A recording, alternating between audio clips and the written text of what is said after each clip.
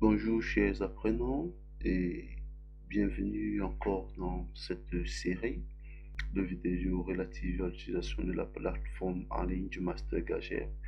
Donc dans cette vidéo, nous allons voir comment est-ce que nous pouvons accéder à la classe virtuelle, élément très indispensable pour notre communication, particulièrement pour les échanges à distance et élément très indispensable pour notre formation.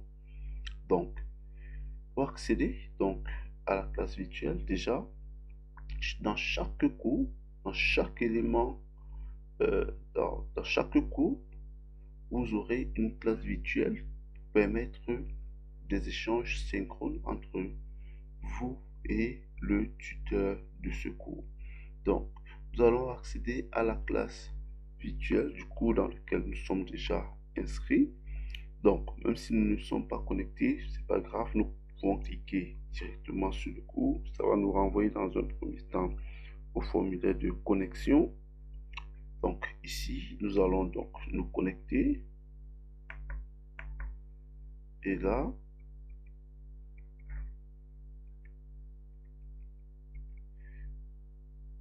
très bien. Donc, là, nous allons donc être redirigés donc, vers la page relative au cours. Donc, une fois sur cette page, pour accéder donc à la classe virtuelle, nous allons cliquer sur le lien accéder à la classe virtuelle. Donc, une fois que nous cliquons là, nous aurons différentes options. Donc, cliquez ici pour participer au chat, version plus accessible et consulter les sessions précédentes. Donc, nous allons cliquer d'abord sur la première option. Cliquez ici pour participer au chat. Donc, ça, ce que nous voyons là, c'est l'interface par défaut, l'interface normale pour la classe virtuelle. Donc, ici à droite, nous aurons la liste des personnes présentes dans la classe virtuelle. Et ici à gauche, nous aurons la liste des messages échangés entre ces différentes personnes. Donc, l'interface est très conviviale. Donc, pour envoyer un message, vous venez simplement en dessous dans la zone du texte et vous envoyez, vous écrivez votre message et puis vous pouvez taper directement la touche, appuyer directement la touche Entrée sur le clavier et le message est envoyé.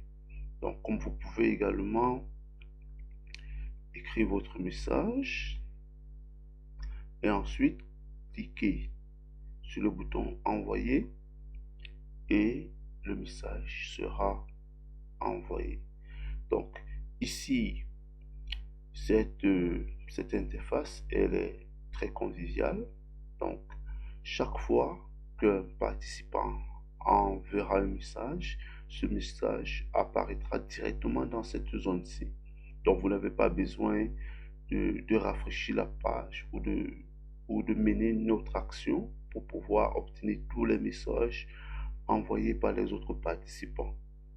Donc, à côté donc de cette interface assez conviviale, nous avons une autre ici, c'est la version la plus accessible. Donc, quand est-ce que nous utilisons la version la plus accessible?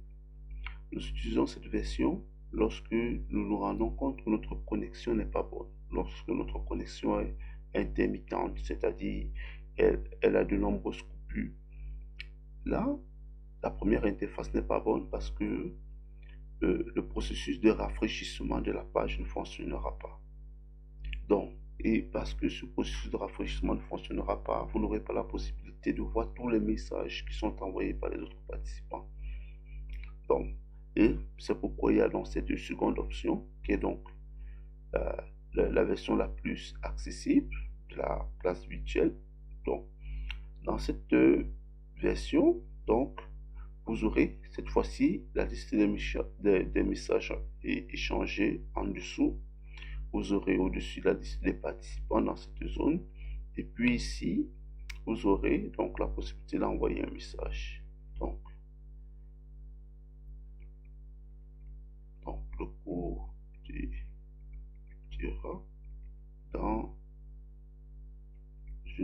secondes. Bien. Donc, lorsque vous rédigez votre message, vous allez cliquer sur Envoyer. Donc, et lorsque vous cliquez sur Envoyer, votre message apparaîtra. Votre message apparaîtra en dessous. Donc, et lorsque votre message apparaîtra, qu'est-ce que le système fera? En fait, lorsqu'on clique sur Envoyer, il va d'abord regarder tous les messages qui ne sont pas encore présents dans votre zone d'affichage ici. Il va les charger et puis il va charger votre message que vous avez envoyé. Donc, le chargement ici ne se fait pas automatiquement. Donc, chaque fois, il va falloir que vous cliquez sur Actualiser afin qu'il aille récupérer tous les autres messages qui ont été envoyés entre-temps et qui ne figurent pas encore dans votre espace d'affichage pour les afficher. Bien. Donc, il y a quelques règles lorsque nous effectuons un champ, lorsque nous sommes dans la classe virtuelle. Première règle, comme dans une classe normale, nous ne devons pas parler tous ensemble. Donc, c'est le tuteur qui va tutorer et monitorer la session. Donc, lorsque nous posons une question, nous devons entendre, avoir la réponse avant de poser une autre. Et lorsqu'il y a 2, 3 questions qui n'ont pas encore reçu de réponse, pour éviter de saturer le tuteur, il vaudrait mieux attendre qu'il finisse de répondre à ces 2, 3 questions avant de poser la vôtre. Donc ça, c'est pour des soucis de gestion. Parce que si tout le monde envoie des messages en même temps, si tout le monde pose des questions en même temps, ce serait très difficile pour le tuteur de pouvoir gérer et certaines questions risquent de ne pas avoir de réponse.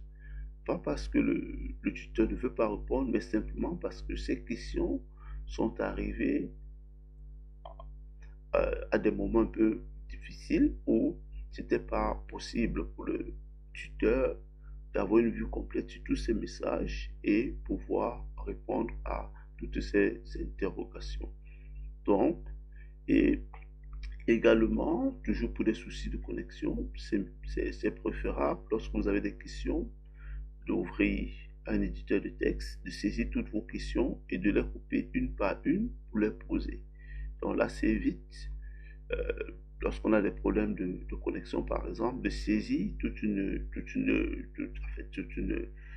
question et puis de se rendre compte que le message n'a pas été envoyé à cause des soucis de connexion.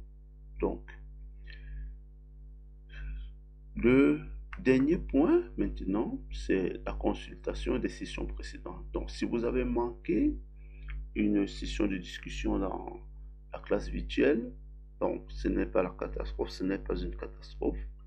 Donc, vous pouvez venir cliquer sur consulter les sessions précédentes. Donc, vous aurez la liste de toutes les sessions et dans la liste de toutes les sessions, donc vous allez voir par exemple ici, donc jeudi 27 octobre, 6h31 à 6h35, il y avait une session, c'est celle que nous avons effectuée. Donc vous allez cliquer simplement sur consulter cette session pour voir la liste des messages qui ont été échangés. Donc vous allez voir l'avatar, le nom de la personne et le message. Donc là, vient l'entrée, Jean-Louis a écrit bonjour, Jean-Louis écrit bienvenue, Jean-Louis écrit à 6h35, le cours débutera dans une seconde. Vous aurez la liste des messages qui ont été échangés. Par contre, il est vivement conseillé, pour ne pas dire obligatoire, de participer aux classes virtuelles pour plusieurs raisons. Déjà, au travers de des échanges, au travers de vos contributions, il est possible pour l'enseignant de vous donner des bonus, par exemple, pour vous encourager. Et également, c'est le lieu pour nous également de vérifier qui sont ceux qui tiennent véritablement à la formation. Autrement dit, pour des absences répétées, ce ne serait pas, des absences répétées ne seraient pas à votre faveur dans la notation générale. Bien, nous allons donc fermer.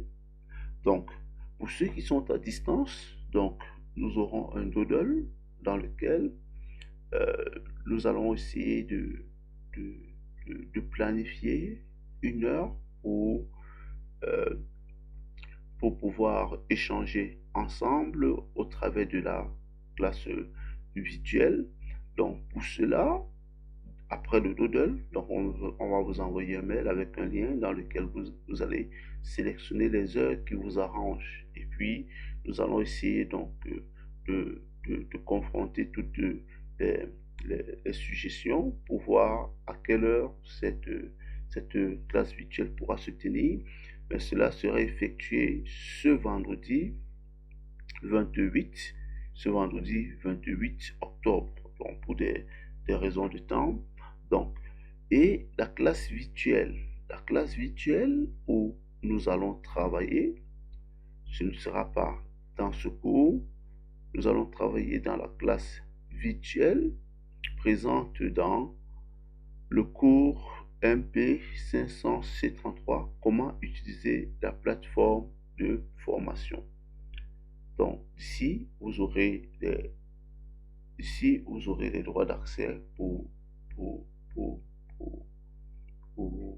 ce cours.